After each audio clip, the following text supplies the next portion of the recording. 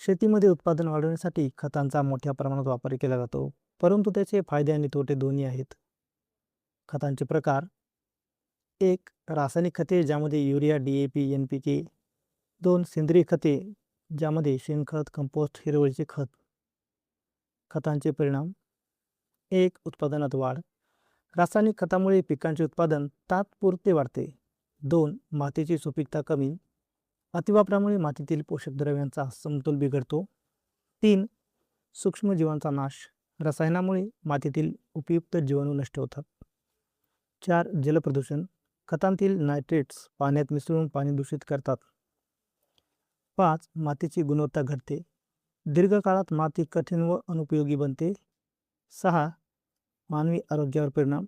रसायनयुक्त अन्नामुळे आरोग्याच्या समस्या निर्माण होऊ शकतात. सात, सेंद्रिय खतांचे फायदे. मातीची रचना सुधारते, सुपीकता टिकून राहते आणि पर्यावरण सुरक्षित राहते. निष्कर्ष: रासायनिक खतांचा मर्यादित वापर करून सेंद्रिय खतांचा वापर वाढवणे गरजेचे आहे.